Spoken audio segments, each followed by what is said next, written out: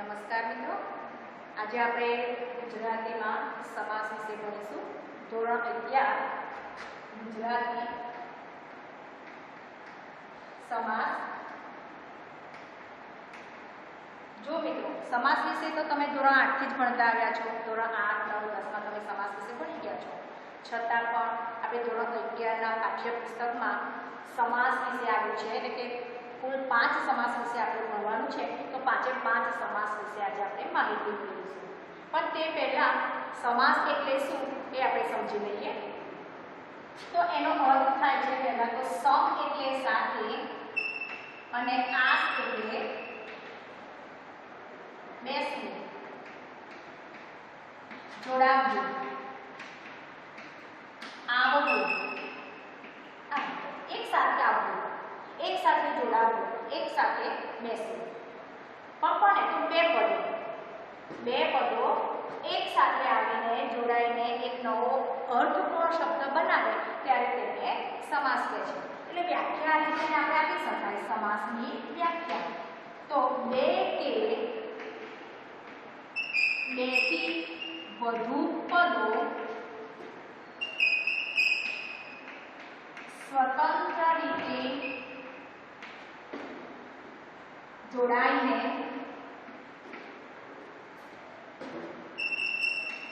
એક નવો અર્થપૂર્ણ શબ્દ બનાવે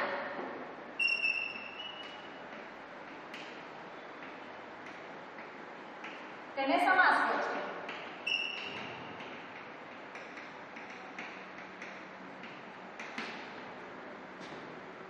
બરાબર? બે કે બેથી વધુ પદો એક સાથે મળીને નવો અર્થપૂર્ણ શબ્દ બનાવે ત્યારે તેને શું કહે છે? તો સમાસ કહે છે. બરાબર? આ તમે ખાસ યાદ રાખજો. બે પદો હોય છે અને એ બંને પદો એક સાથે મળીને એક નવો અર્થપૂર્ણ શબ્દ બને છે. બરાબર? તેને સમાસ કહે છે. હવે સમાસમાં પહેલો જે સમાસ છે એનો પ્રકાર દ્વંદ્વ સમાસ, એના વિશે આપણે જોઈશું. આમ તો દ્વંદ્વ સમાસ, કર્મધારય, બહુવ્રીહી, બરાબર, તત્પુરુષ સમાસ, દ્વિગુ સમાસ, આ ઉપપદ સમાસ, આ બધા સમાસો છે. આપણે મુખ્ય 5 સમાસ જોવાના છે. એમાંનો પહેલો સમાસ છે દ્વંદ્વ સમાસ. જો દ્વંદ્વ એટલે શું? જોડકું. દ્વંદ્વ એટલે જોડકું. બે પદોનું જોડકું એને શું કહેવાય છે? દ્વંદ્વ સમાસ.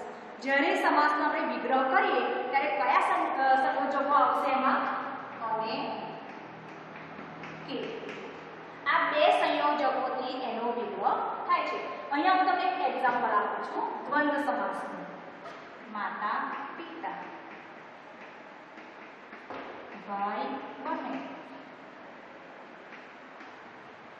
રામ લક્ષ્મણ. જો આ બધા દ્વંદ્વ સમાસ છે. હવે સમજી લો, આમાં બે પદો છે. આ પહેલું પદ, આ બીજું પદ. એવી જ રીતે અહીંયા પહેલું બીજું પદ છે. રામ અને લક્ષ્મણ પહેલું અને બીજું પદ છે. સમજી લો, પહેલું જે પદ છે એને પૂર્વ પદ કહે છે. આ પહેલું પદ છે એને શું કહેવાય છે? તો પૂર્વ પદ. આ બીજું પદ આવે છે એને ઉત્તર પદ કહે છે. બરાબર? પૂર્વ પદ અને ઉત્તર પદ.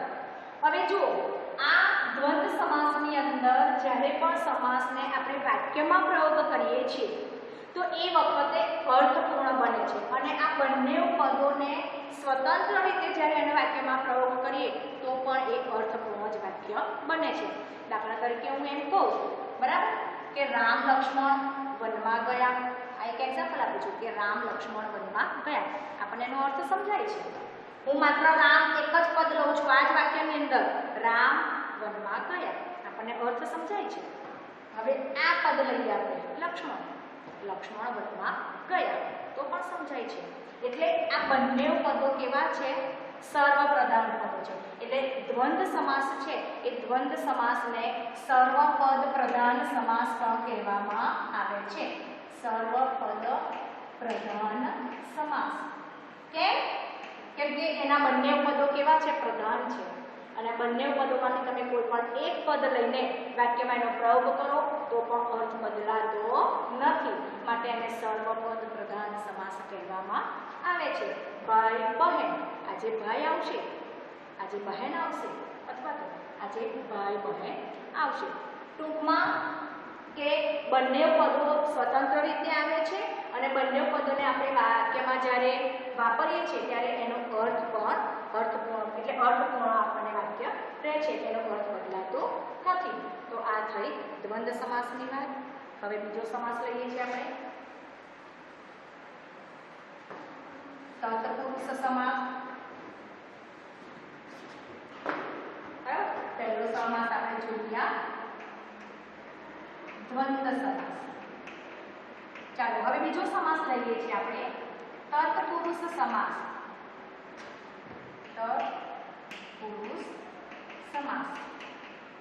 જો હવે આ સમાસમાં શું છે કે તત્પુરુષ સમાસ એટલે શું? તો વિભક્તિઓના સંબંધથી તે બંને પદો જોડાયેલા હોય છે, બરાબર? એટલે કે જ્યારે સમાસનો આપણે વિગ્રહ કરીએ છીએ ત્યારે અંદર કયા અનુભવો આવે છે, કયા પ્રત્યયો આવે છે? તો નો, ની, નું, ના,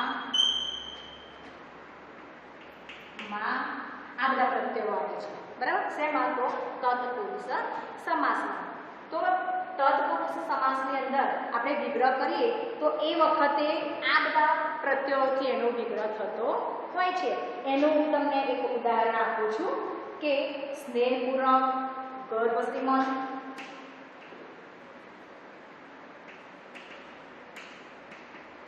આ આપણે સમાસ લઈએ છીએ. સ્નેહપૂર્વક, શોકાતુર,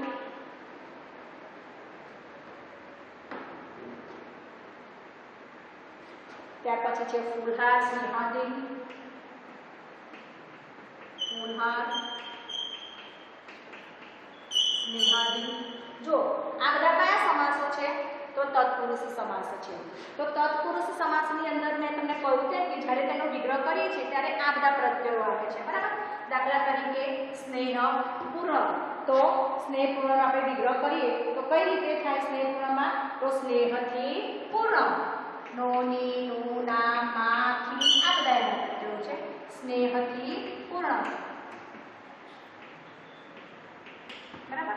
શોકાતુર, શોખિયાતુર,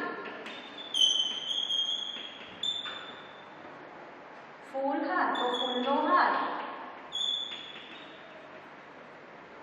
સ્નેહાધીન, સ્નેહને આધીન,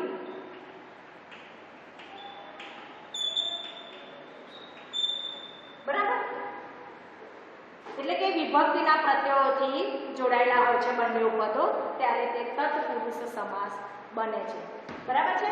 હવે ત્યાર પછીનો આપણો એક ત્રીજો સમાસ છે તે જોઈ લઈએ કે મધ્યમ પદરૂપી સમાસ. હવે જુઓ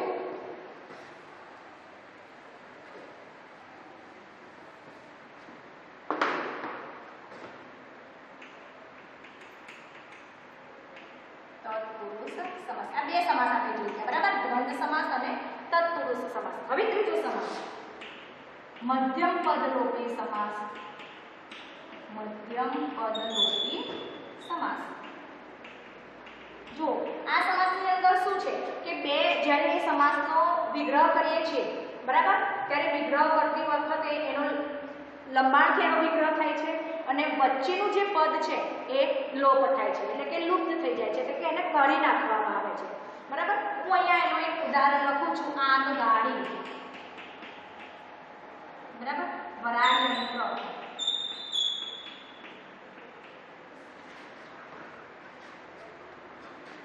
સિંહાસન. જો આમાં શું છે, આ બે પદો છે આગ, ગાડી. જ્યારે આપણે વિગ્રહ કરીએ છીએ ત્યારે વચ્ચેનું જે પદ આવે છે વિગ્રહ કરતી વખતે એ પદ લુપ્ત થાય છે અને માત્ર પહેલું પદ અને છેલ્લું જ પદ રહે છે. જેમ કે આગથી ચાલતી ગાડી અથવા તો આગ વડે ચાલતી ગાડી. અહીંયાથી, થકી, વડે આ બધા પ્રત્યયોથી તેનો વિગ્રહ કરવામાં આવે છે. તો આગ ગાડીનો આપણે વિગ્રહ કેવી રીતે થાય? આગ વડે ચાલતી ગાડી.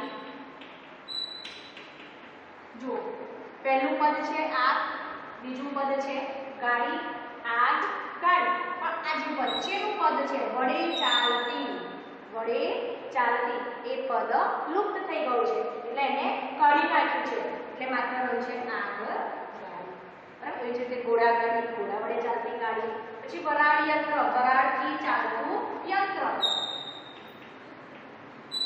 વરાળથી ચાલતું યંત્ર બરાબર છે વરાળ યંત્ર થી ચાલતું એ પદ આપણે કાઢી નાખ્યું છે સિંહાસન સિંહની આકૃતિ વાળું આસન બરાબર સિંહની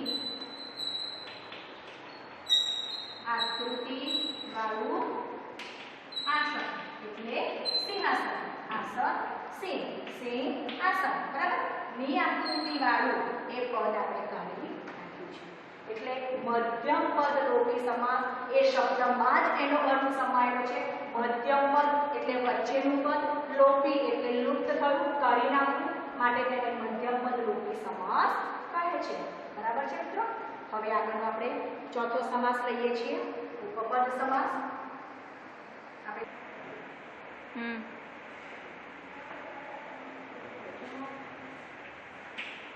મધ્યમ પદ લોપી સમાસ ત્રણ જોઈ ગયા બરાબર મધ્યમ પદ લોપી સમાસ આ ત્રણ સમાસ આપણે જોઈએ હવે આપણે ચોથો સમાસ ઉપપદ જો મિત્રો ઉપપદ સમાસની અંદર બે જે પદો છે મેં તમને પહેલા કહ્યું કે સમાસની અંદર બે પદ હોય છે એમાં પહેલું પદ હોય છે તે પૂર્વ પદ અને બીજું એટલે છેલ્લું પદ હોય છે એને ઉત્તર પદ કહે છે એટલે ઉપપદ સમાસની અંદર પણ બે પદો હોય છે તો એમાં બીજું જે પદ હોય છે એટલે કે જે ઉત્તર પદ હોય છે તે શું હોય છે તો ક્રિયાધાતુ હોય છે એટલે કે ક્રિયા દર્શાવતું પદ હોય છે બે પદોમાં બીજું પદ એટલે કે ઉત્તર પદ બીજું પદ ક્રિયા દર્શાવતું પદ હોય છે બરાબર અને એ ક્રિયા દર્શાવતું પદ કયું હોય છે તો નામ આ ક્રિયા વિશેષણ છે નામ આ ખાસ યાદ રાખજો નામ સોરી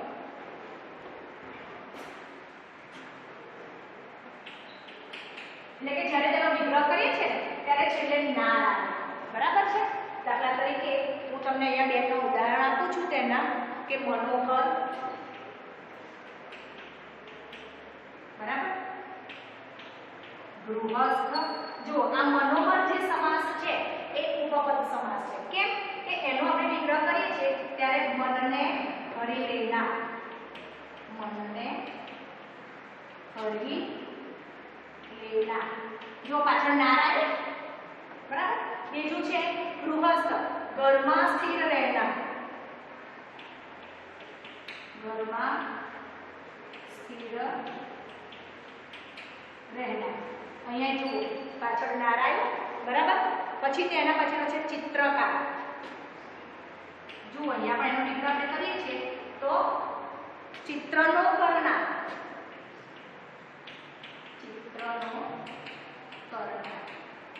પાછળ નારાયણ બરાબર પછી સરોજ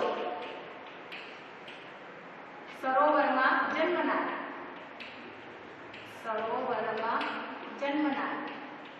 જો પાછળ નામ છે એટલે કે જ્યારે એનો વિગ્રહ કરીએ છીએ ત્યારે વિગ્રહ કરતી વખતે પાછળ ના ના ના આ ક્રિયાવાચક શબ્દ આવતો હોય છે એટલે એને ઉપપદ સમાસ કહેવામાં આવે હવે મિત્રો આપણો એક છેલ્લો સમાસ છે એ આપણે જોઈ લઈએ જે દ્વિગુ સમાસ છે બહુ જ સહેલો સમાસ છે તમે એને ઓળખવામાં પણ સહેલાઈ તેને ઓળખી શકો છો આપણે ચાર સમાસ જોઈ ગયા બરાબર છે દ્વંદ તત્પુરુષ મધ્યમ પદ લોપી અને ઉપપદ સમાસ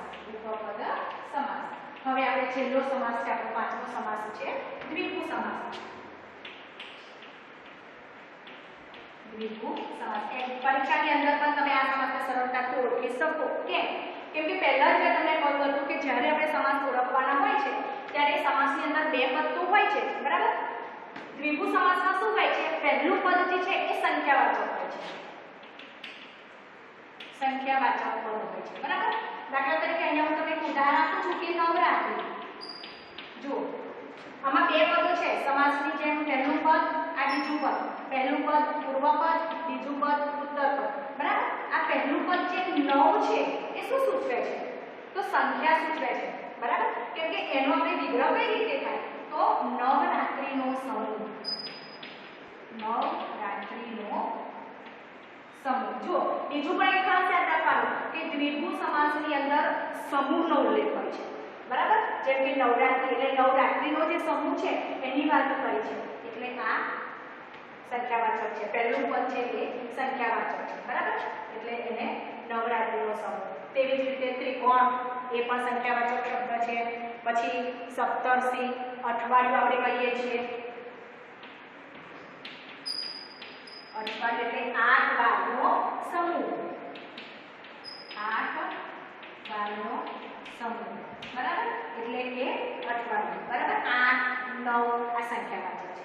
પણ મિત્રો સાથે સાથે એ પણ ખ્યાલ રાખવાનું કે આવા બીજા એક શબ્દો હોય છે જેને આપણે દ્વિગુ સમાસ કહેતા નથી. જેમ કે નવભારત, નવજાગૃતિ, નવજીવન. જો આને આપણે દ્વિગુ સમાસ ના કહી શકીએ. તમે એમ કહો કે મેડમ તમે તો બોલ્યું કે આના સંખ્યાવાચક હોય, આ 9 છે તો સંખ્યા, પણ અહીંયા તમે વિગ્રહ કરો નવભારત એટલે નવભારત છે ના, નવું ભારત એનો વિગ્રહ થાય છે નવું ભારત. એટલે ભારત કેવું તો નવું, એમ નવીનતા સૂચવે છે અહીંયા. બીજું છે નવજાગૃતિ એટલે કે નવીનતા વિશેના, બરાબર. નવીનતા સૂચવે છે એમ. અહીંયા નવજીવન એટલે નવું જીવન, નવું જીવન. તો આ દ્વિગુ સમાસ બને નહીં, એટલે તમારે આ ખાસ ખ્યાલ રાખવાનો છે. જ્યારે પૂર્વ પદ સંખ્યાવાચક હોય એ સમાસનો આપણે વિગ્રહ કરીએ અને પૂર્વ પદ સંખ્યાવાચક દર્શાવતું હોય તો જ એને આપણે દ્વિગુ સમાસ કહીએ. આવા શબ્દોને આપણે દ્વિગુ સમાસ કહીએ નહીં, બરાબર છે. તો મિત્રો આજે આપણે 5 સમાસ જોઈ ગયા. તો આ 5 સમાસને તમે વ્યવસ્થિત રીતે એને ધ્યાનમાં રાખીને વાંચો, જેથી કરીને સરળતાથી તમે યાદ રાખી શકો. Thank you.